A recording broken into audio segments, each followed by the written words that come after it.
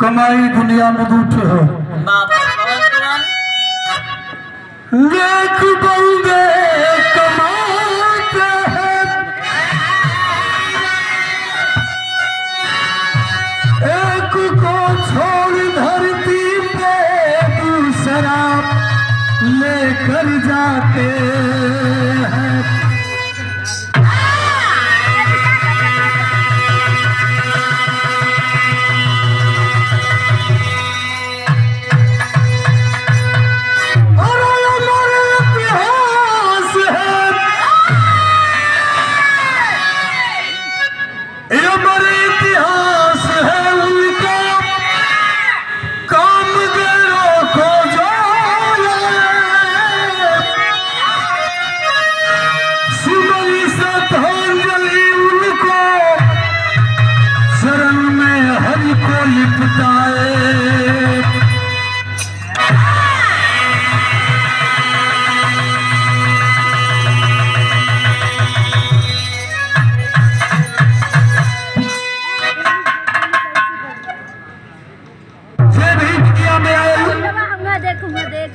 दुई कमाई कैलस, कोई अगर बहुत रुपया कमा लेलस तो जस नहीं कमा कैलस, और जे जस कमैलस और रुपया नहीं कमैलस।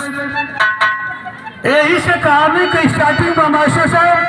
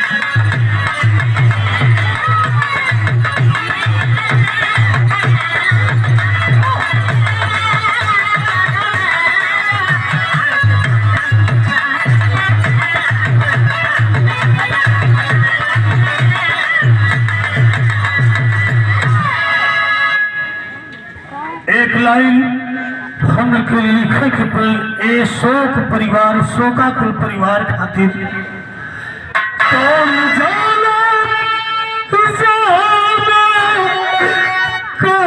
किस जगह कोई हो वैज्ञानिक जे को पता लगाई बेटे में बेटा पलत बा वो बता दे कि बेटिया हो कि बेटवा। कौन जाने कहो किस जगह कब कहा मौत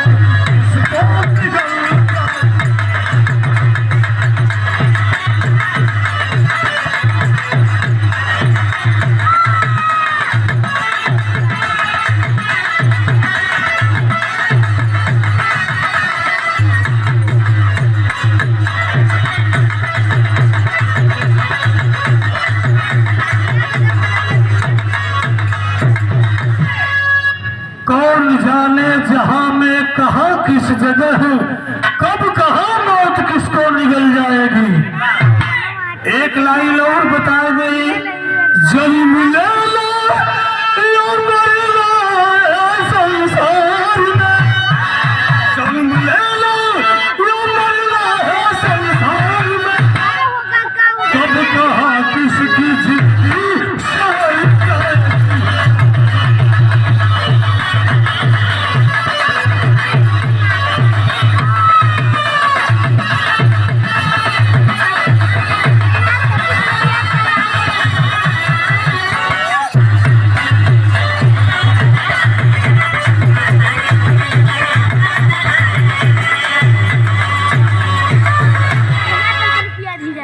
देखें बहुत सम्मानित आशीर्वाद ये हमारे भाभी ग्राम प्रधान खटखरिया की ओर से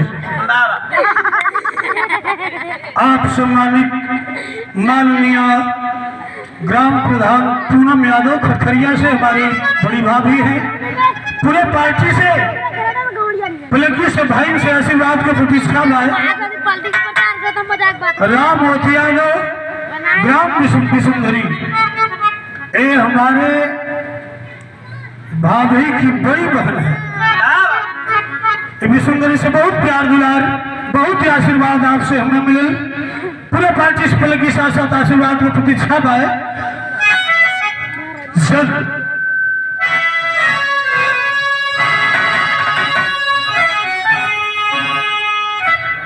स्टार्ट करें।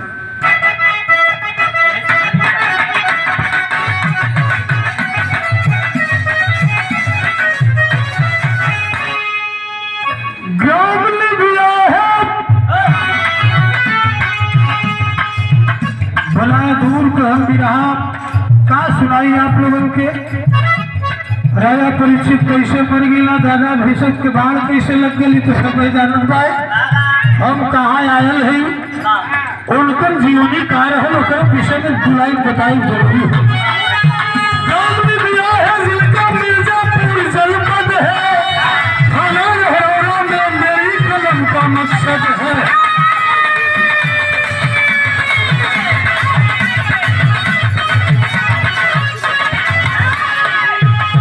वही पे लाल मली प्रतिमा देख ला, वही पे लाल मली यादों के घर द्वार सही। एक बेटा दो बेटी सपनों का संसार सही।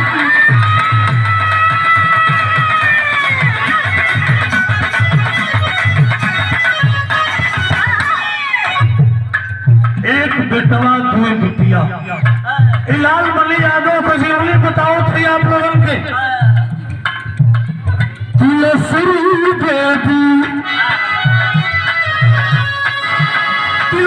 देवी पत्नी छोड़ गई जहलवा।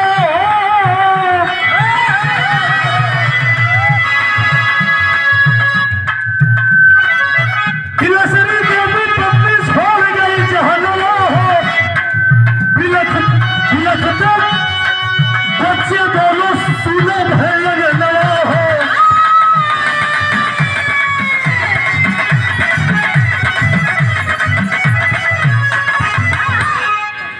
एक दिन विपत का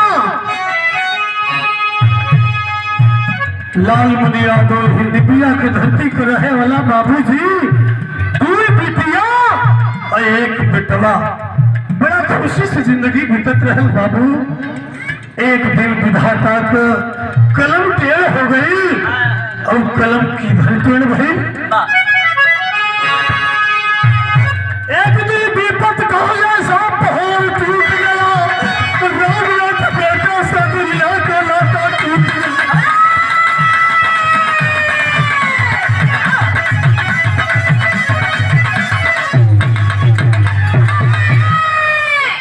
बड़ा खुशी से जिंदगी बीतत रहे बाबू रामनाथ लाल मनी यादव के बेटवा दो बिटिया बड़ा प्यार से जिंदगी चलत रहे। एक दिन विधाता की कलम टेढ़ा भई। बाबू लाल मनी के बेटवा रामनाथ यादव के दुनिया से उठा के लेके चल गए। बाबू बड़ा गंभीर माहौल हो गई। कच्ची उम्र लड़कल का इसरावती माई रोज को पांचों पेट्रोल की लेके तर्ज बदल गई अपने मट्टी के गीत को मास्टर साहब।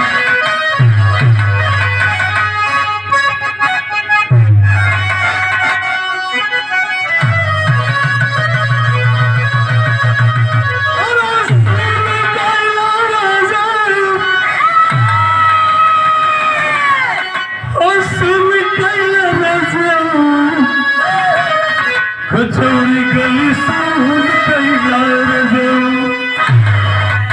यही मिर्जापुर के कैलार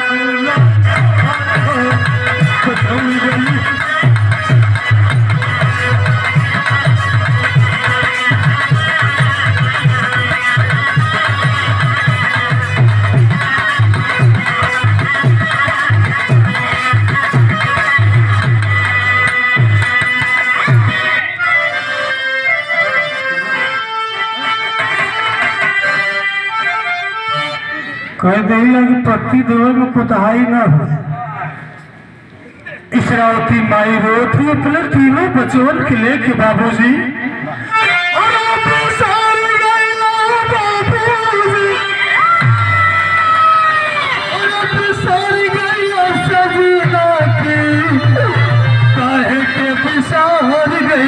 सजना रोई शरावती आस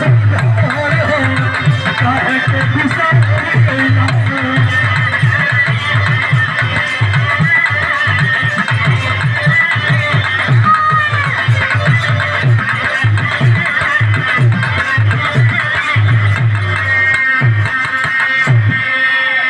बहुत ही अमूल्य आशीर्वाद आप सम्मानित चाचा जी भरत यादव बरहवा की माटी से पूरे पार्टी पर लगी सांसद आशीर्वाद के प्रति छाप आए। वो मतारी बेस मतारी अपने तीनों लालन के लेकर वो थे कैसे बाबू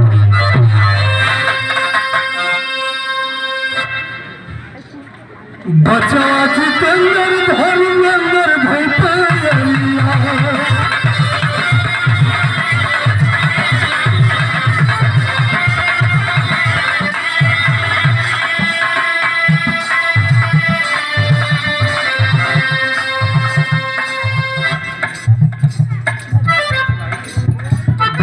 जितेंद्र धर्मेंद्र भैया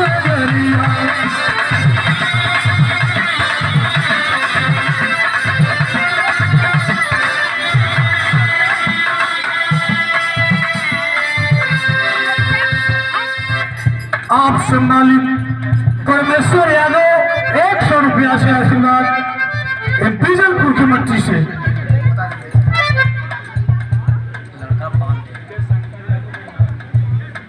आप सम्मानित विजय शंकर यादव मनोहरपुर की मट्टी से 101 रुपया से आशीर्वादी सब आशीर्वाद हो।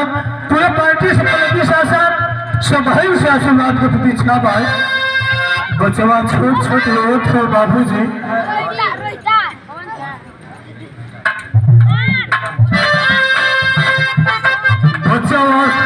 बचवा जितेंद्र धर्मेंद्र भैया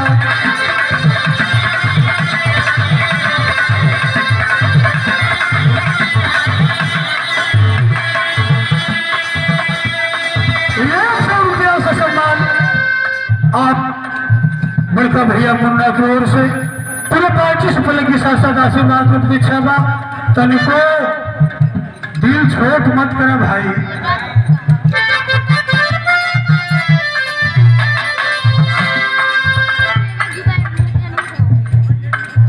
सुन मेरे छोटू के बालाज करी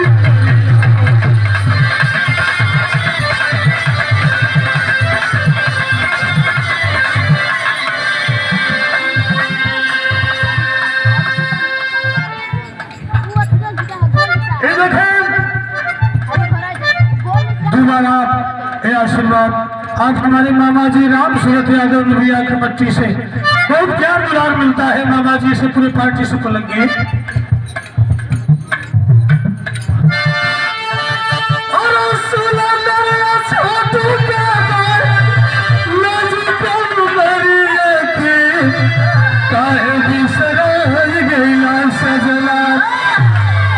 मिलन नाम है उसके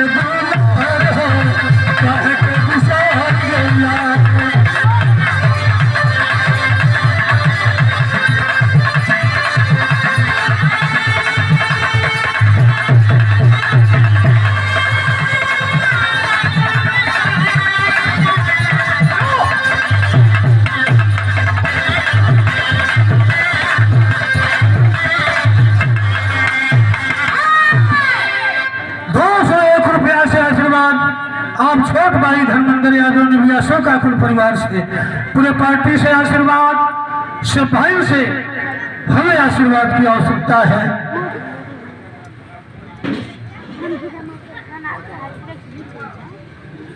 अच्छा ये हमारे मामा जी के लड़के फकीर यादव मानिकपुर हरोड़ा की मट्टी से पूरे पार्टी से भैया के पल की शासक आशीर्वाद को प्रतीक्षा है।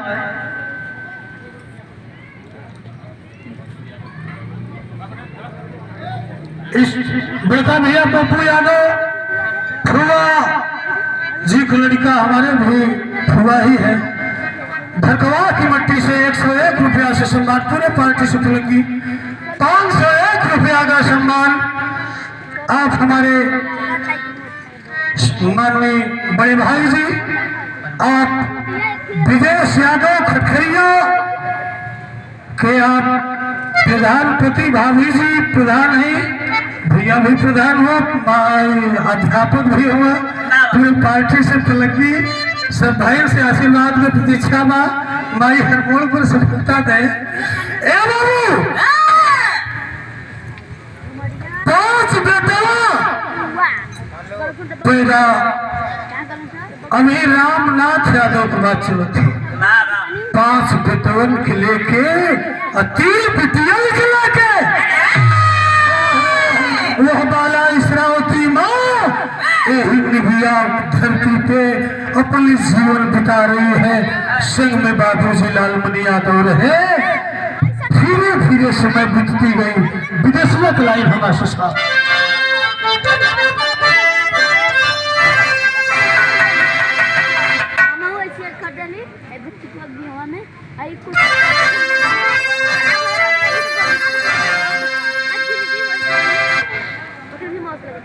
देखे ना दूसरा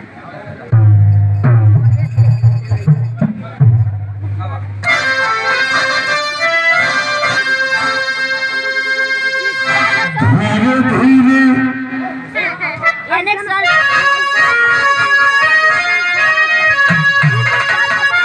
धीरे धीरे पीतल कुछ दिल के समैया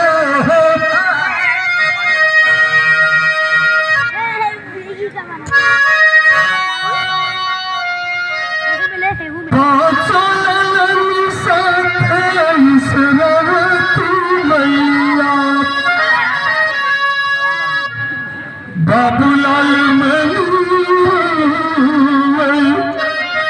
पेटे पेटे छतिया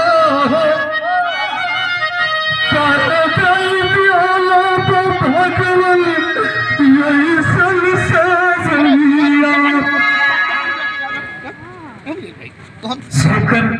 सुहागिनी उम्र दराज उम्र में चल गई बाबूजी जेकर बड़का बेटवा अपने 8 पुत्रियों को छोड़कर चल गया। बाहर वह हिम्मत लालमणि यादव का थर करेजा कांप रहा है।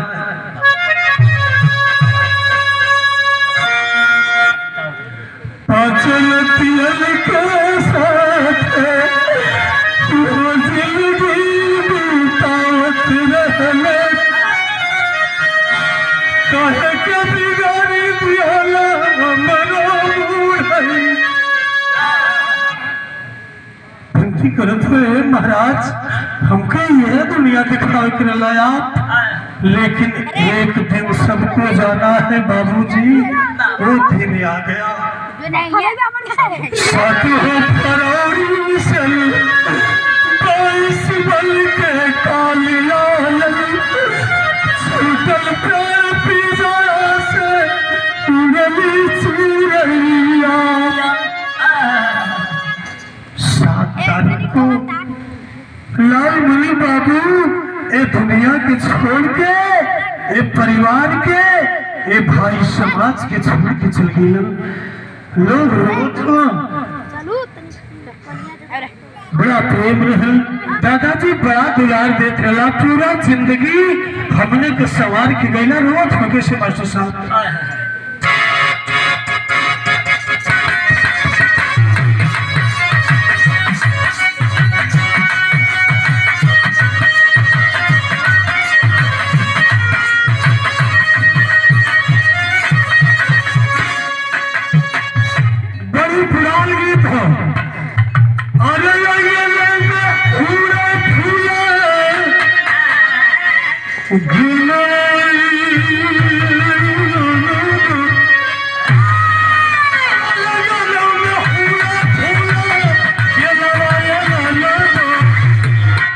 बाजले बधाइया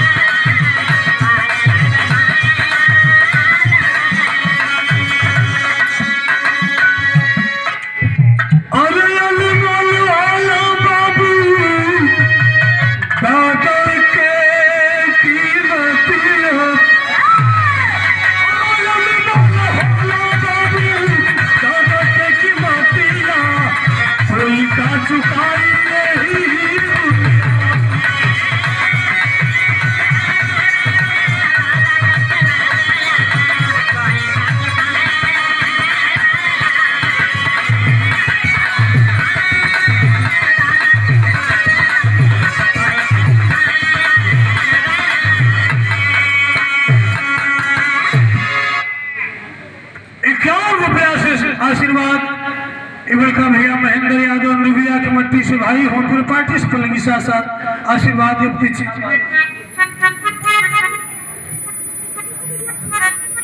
आप सम्मानित गुप्तनाथ यादव भोईनी की मट्टी से बड़का भैया के पूरे पार्टी से पलंगी साथ आशीर्वाद में प्रतीक्षा भाई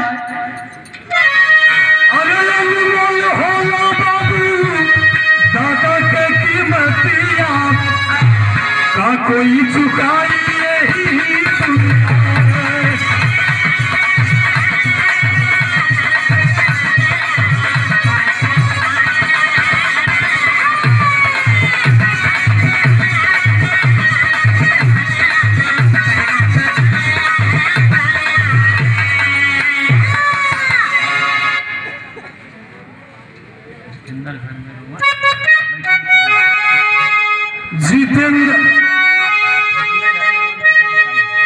जितेंद्र धर्मेंद्र बैठी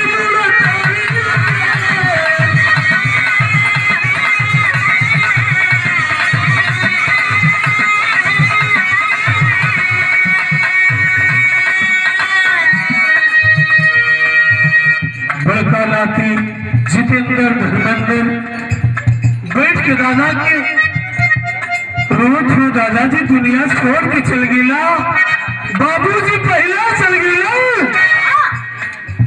अब बाबूजी की जगह पर आप दिशा निर्देश पहला आज तो हम छोड़ के चल गिला जितेंद्र धर्मेंद्र बैठे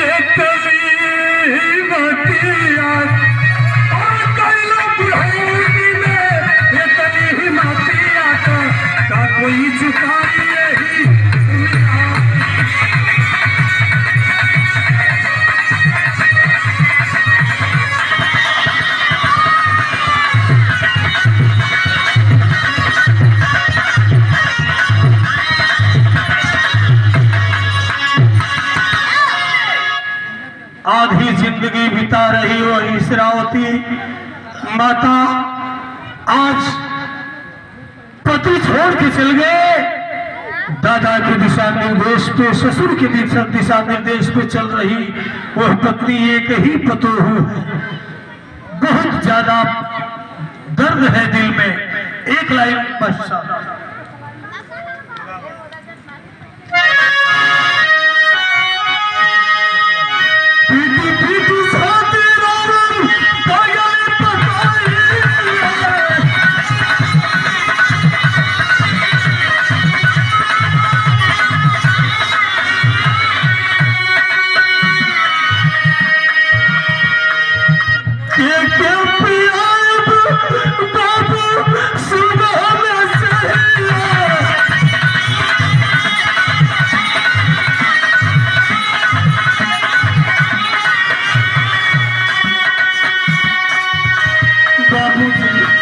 तुम्हारे निर्देश पर हम चलते हैं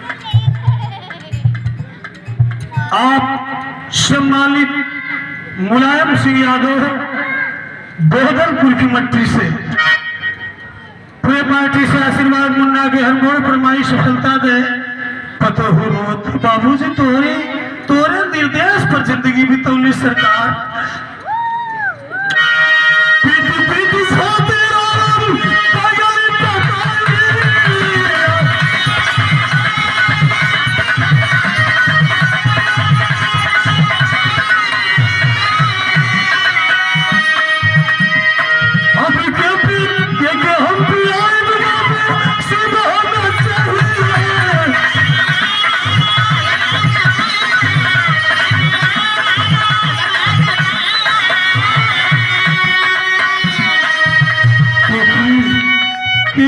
जगाई बाबूजी और कई बल के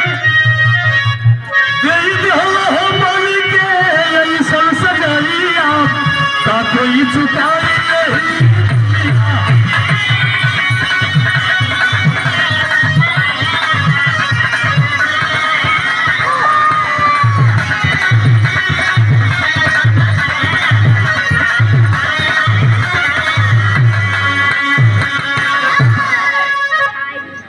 परिवार गम में पागल हो, पूरा गांव गम में पागल हो। पापड़ का भाव लगल मास्टर साहब सब रोज का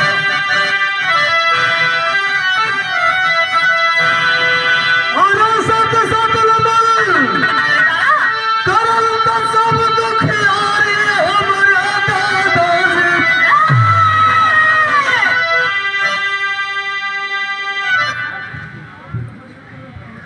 और रोत रह गई सब दरिया नारी हमरा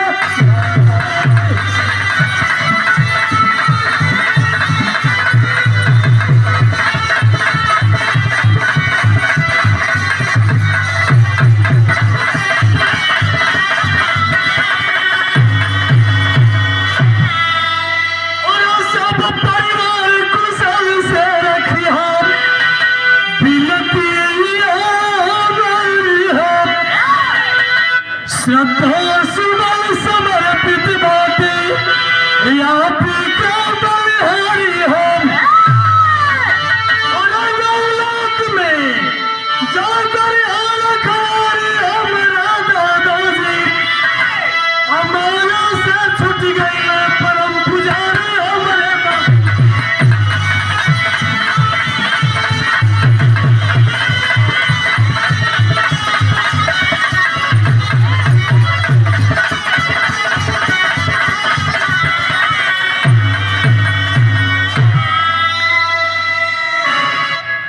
गाँव रोड था बाबूजी।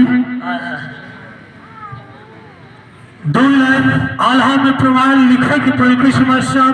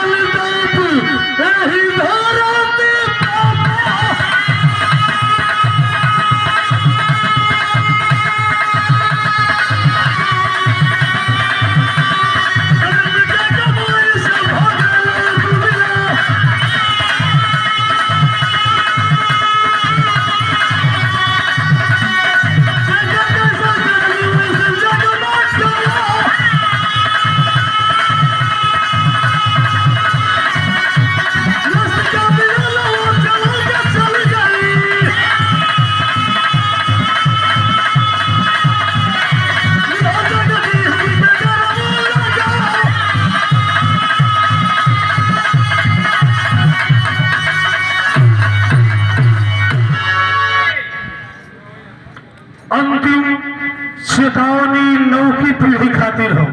खड़ी गलाई मास्टर साहब